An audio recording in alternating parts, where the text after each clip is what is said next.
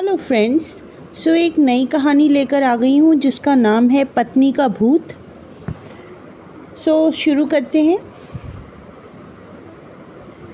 एक आदमी की पत्नी अचानक से बहुत बीमार पड़ गई। मरने से पहले उसने अपने पति से कहा कि मैं तुम्हें बहुत प्यार करती हूँ, तुम्हें छोड़कर नहीं जाना चाहती। मैं नहीं चाहती कि मेरे जाने के बाद तुम मुझे भुला दो और किसी और औरत से शादी करो। वादा करो कि मेरे मरने के बाद तुम किसी और से शादी नहीं करोगे, वरना मैं तुम्हें चैन से जीने नहीं दूंगी। इतना कहकर वो चल बसी। उसके जाने के कुछ महीनों बाद उस आदमी ने किसी दूसरी औरत की तरफ देखा तक नहीं, पर एक दिन उसकी मुलाकात ऐसी लड़की से हुई जिससे बात बढ़ते बढ़ते शादी तक आ गई और उनकी शादी हो गई। शादी के ठीक बाद आदमी को लगा कि कोई कुछ कह रहा है। मुड़कर देखा तो उसकी पहली पत्नी की आत्मा थी।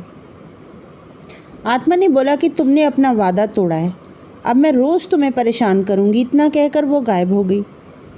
आदमी घबरा गया, उसे रात भर नींद नहीं आई।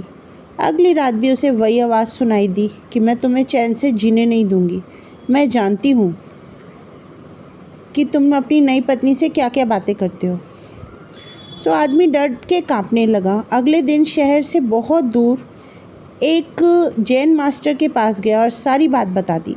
मास्टर बोले, ये प्रेत बहुत चालाक है।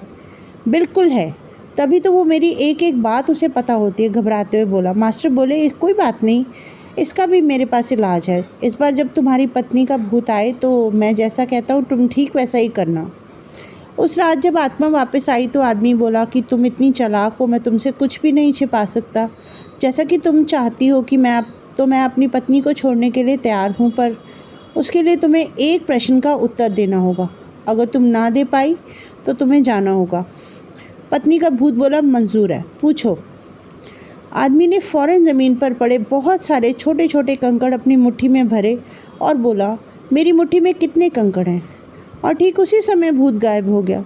कुछ हफ्तों बाद वो फिर जैन मास्टर के पास शुक्रिया अदा करने पहुंचा। मास्टर, उस भूत से मेरा पीछा छुड़ाने के लिए मैं आपका आभारी हूँ।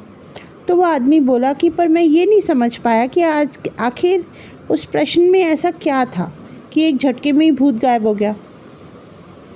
मास्टर बोले, बेटा, दरअसल कोई भूत था ही नहीं। मतलब? आदमी आश्चर्य से बोला, हाँ, कोई भूत था ही नहीं।